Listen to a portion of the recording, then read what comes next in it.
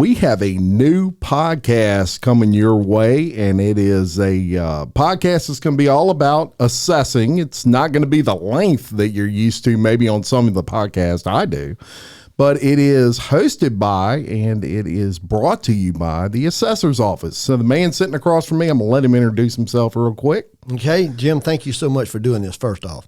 We appreciate you doing it. That way we didn't have to do it on our own. We needed somebody that was professional and knew what they were doing. I'm Jeff Taylor. I'm the assessor in Livingston Parish.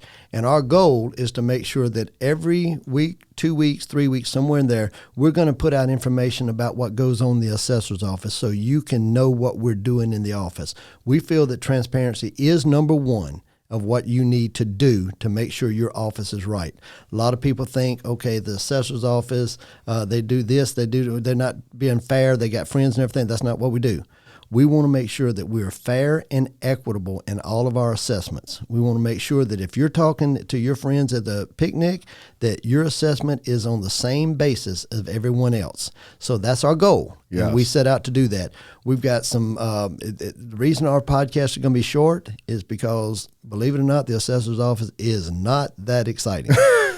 So I'm going to tell you some of the things that we're doing, some of the technology that we're introducing, but we're also going to tell you that this year is a reassessment year. 2024 is a reassessment year. So you're going to need to pay real attention to what goes on, because your assessment in August, you can come out there and you can look at your assessment and tell us if it's right or wrong, or if you feel like it's right or wrong. I don't do anything. A lot of people don't pay attention until November, December when they get their tax bill. I do nothing with your tax bill. Yeah. That is a misconception that people have. They think the assessor's office is the one that does all of your taxes. They're mad at the assessor every year when their taxes go up. It's not the assessor. No. It's the districts that vote in. And people, you vote your own millages in. Once you vote those in, the districts put those in and they send them to us, and all we do is put the math together. That is it. Yeah. And so in August, you should come in and look at your assessment. Look, we get them wrong sometimes. But we don't just come in and say, oh, I think it's wrong. You got to bring some proof to us. If you've got an assessment or an appraisal or insurance papers, bring them in and let us see them. Yeah. Because my people are human and we can make errors. Absolutely. And we want to make it right. But we're located out in the courthouse complex in Livingston, right off of the Livingston exit on 63. Yeah. Our phone number is 225-686-7278. That's our main office. My main number is my cell number, 225-921-1554. I answer my phone. Yeah. If you need me, you call me. If I don't answer, I'm either in a meeting or I'm on the line with someone else. But you leave a message, and I will return your phone call. Ask people. I will return your phone call. Especially with the assessor's office, which is kind of a hard, difficult subject to understand if you don't live it and breathe it like you do. So I think it's great that you're coming out and informing the citizens. This is an on-demand thing to where you can just click on and listen or watch this episode and at your leisure and when you need the information. And I hope we see more people come out and in our elected officials and do things like that. I think it's a great thing. Look, it's important that people know what goes on, because look, there's a lot of people that come in and say, my neighbor's assessment is different from mine. Well, your house is different. Yeah. Well, we got the same house. We got the same floor plan.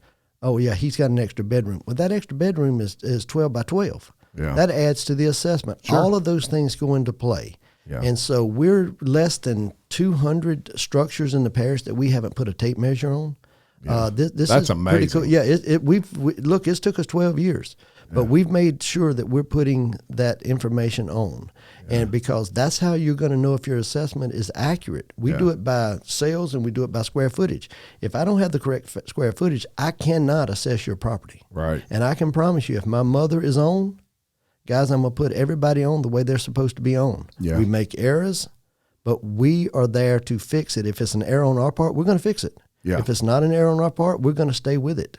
And it doesn't matter how upset people get. If it's right, it's right. Yeah. But that's what the districts want us to do.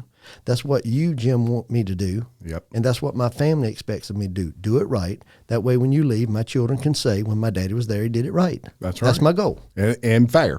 And fair. And fair. So let's talk about homestead exemption for a minute.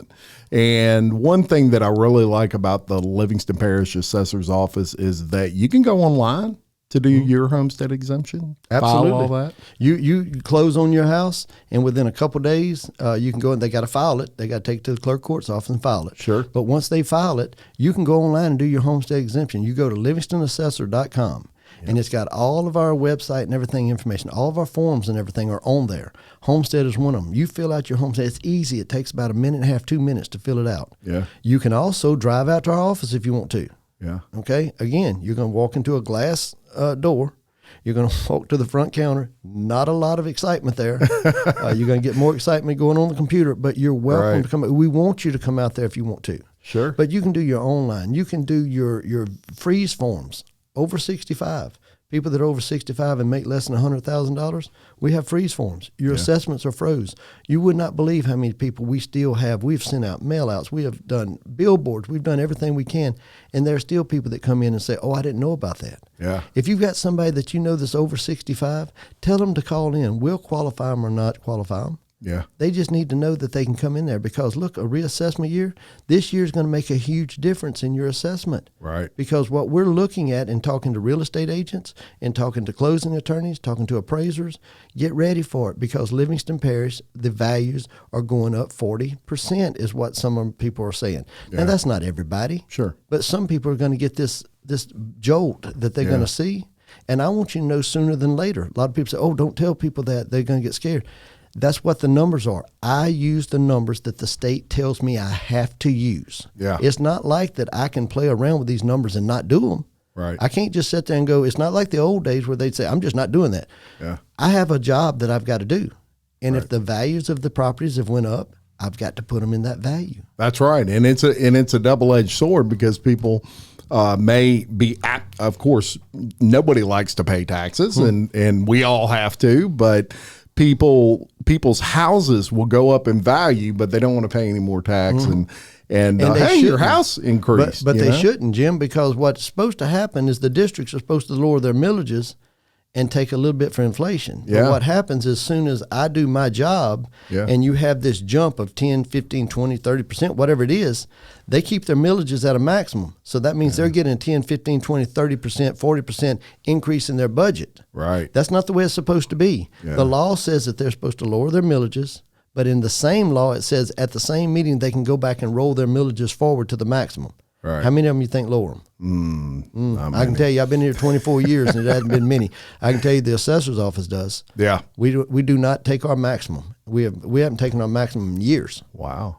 Because we think that you ought to give some back. I try to lead by example, so that's what we work on. And while we're on that subject, let's talk about veterans exemption. Veterans exemptions, if you're 50 to 69% disabled, you get an additional $25,000. So your homestead exemption will be $100,000. Yeah. Okay. If you are 70 to 99% disabled, you get an additional $45,000. So your homestead exemption is $120,000. See, it starts to really make a difference. Sure. But this is where it really makes a difference. If you're 100% complete disabled, you have no assessment. Okay. We still have the assessment on the line, but you are exempt. Yeah. You are exempt. Yeah, and that's the advantage to doing a podcast like this is people may not know that. They don't know. You don't know until I've you know. had billboards up. I'm literally put billboards up. If you're a veteran, please call us. If you're a veteran, and they'll come in and they're like, I just can't pay my bills and everything. And I'm like, well, we're going to save you $800 here because you're 100% disabled, and you're not going to have any. We're going to have your assessment on the roll just so we have it. Sure. But as far as millages and everything, nothing's added to it. Yeah. Here's the thing that's important. If I assess your property tomorrow, if I come to your house and assessed it for $1 million, how much, if I had 0 mills, how much would your taxes be? I can assess it as high as I want to. If there's no millages, it's 0. Yeah. But if we go in there and our millages never change, if it's 100 mills, it's going to be $10,000. Sure. Okay. But if you lower the millages to where it's now 90 because you're getting this increase, then it's 9,000. Yeah. Okay. Understand? Yeah, I follow. So it doesn't matter how much I assess you if the districts are doing what they're supposed to do with that money. Now, the districts need money. Yeah. Now, nobody's sitting here saying you can't have the money to do this. But they should start to pay a little bit of attention that as we increase this And I know we're going a little bit long, but I want to tell you that we are in a situation to where when I first come into the office, we had $101 million of taxable value in our parish. We're over $650 million of tax value. We're going to possibly hit $1 billion this year, okay, with the reassessments, what we're looking at. We have increased 50% people, but our taxable value has increased 500%, and the districts are still charging you a maximum. Yeah. There's something wrong with that, and the reason it is because when you have a district meeting and you set your millages, nobody shows up. Yeah. The public wants to come into my office in November and complain about it, but where were you in May, June, and July where the districts were having their meetings to set their millages? Yeah. That's where the emphasis is, and we've done everything we can to get it out there, but the more people start to really pay attention to it and go to these district millage meetings, that's where the difference is going to be. Yeah. Again, it's not how much I assess you. It's how many millages you have on there. So would it be, when you say the districts, are you talking the parish council meetings or? You got council meetings. Each district, you got 45, 46 districts in the parish. Yeah. And so you've got all of these districts, the fire districts, the library, the assessor's office, the sheriff's office, drainage, recreation, council on aging. It's a bunch of them, okay? Yeah. So they have all these, school board. So they have all these meetings, and they have to post them when they're going to have the meetings, but nobody shows up at the meetings. Right. I proposed a few years ago, and I would propose it again, is that all the districts have to go to one place on one night. Yeah. We do it in June, and we bring every district in there. And we tell the people that want to show up at Doyle High School, because it's the middle part of the parish. Sure. This is how much millage. I'm the assessor. This is what the assessed value of the parish is going to be. I have this many meals. This is what my budget needs to be, and I'm going to say it right here. 1 month later, you come back in front of the same group of people, and you tell them what you're going to do with your millages. Yeah. How many districts do you think are patting me on the back and saying that they think that's a great idea? None. You know why? Because you can't make 45 meetings. Yeah. But you can make one. Well, and that's right. Mm-hmm. From the eyes of the citizen, it's a heck of a lot easier to just go to that one. You can, it's almost like a town hall. That's right. It is a town hall. Yeah. And look, the people of this parish ought to be just clamoring for that. They ought to really be pushing it. I've not had one district agree with me yet that they think this is a great idea. Not one. Not one district. Because too many people might show up. That's right. A few years ago, we had one like that, and all of a sudden, 200 people showed up at one of the district meetings, and they decided to lower their millages. Yeah, how about that? They said they weren't right before the meeting, but then all of a sudden they did. Yeah, how about that? Let's talk real quick about the responsibilities of the assessor. And one thing that I want to say up front is, you'll hear people refer to the assessor of any parish, and they'll say the tax assessor. And I know that drives you nuts. And look, when you write that check, if you notice, you don't write it to the assessor's office, you write it to the sheriff's office. Right, to the sheriff's office. Who collects those taxes, and you set the value. That's it. That's it. That's where your My job work stops. is finished in August. Yeah. It has nothing more to do with anything. I set value. Yeah. My job is to value property. That is it. That's it. And so, but for so long, people have gotten used to, or they've been fed this line that, oh, it's the assessor you ought to be upset with. If you come into my office and me and you agree that your house is worth $200,000 and you show me forms and I show you forms, your house is worth $200,000. I don't know what your taxes are going to be. Yeah. Because I don't look at the millages. Yeah. For that purpose. Yeah. Because if you did, all of a sudden you go, ooh, that's going to be way too high for those people. So you're going back. I don't look at names. I don't look at anything. People that want to say, oh, if you're friends with Taylor, you get all that. No. Ask my friends. They're like, man, I just assume not be your friend. First one's to fuss at you. My mother told me when I first became assessor, she said, I like that other guy a whole lot more than I like you.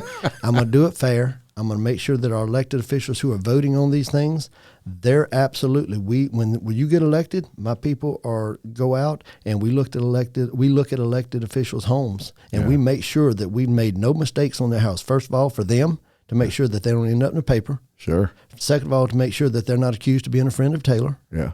And third of all, because if you're going to vote on the millages, you're going to be right. Yeah. Because it's going to reach your pocketbook too. Sure. And so that's what we do. And mine is done by the state. Just in case anybody's asking, mine is done by the state. Yeah.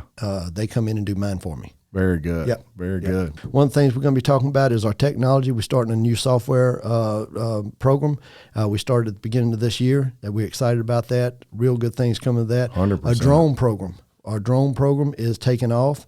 I've got a young lady that just recently passed her PIC, the pilot in charge. Yeah. And so she will be able to, when we have disasters, her and another young man who is taking his this week, they will be able to handle our drone program, so we'll know what's damaged and what's not damaged from the air. Yeah. We'll know if another flood comes, or if we get our lower part of the parish flooded, we will know what flooded and what didn't. Yeah. Right now, we just have to basically go in there and say everybody flooded, because there's no way to know. No. But if we fly it, Yeah. we're going to know that this one didn't flood, this one didn't flood, this one did. Okay, let's keep an eye on that one. Yeah. So in that, and then we got our mapping. Some of y'all may have seen the vehicles driving around cyclomedia. They've been driving around taking the street view. We call it Google on speed because they are just phenomenal at what they do. Yes. But it's going to give us a street view.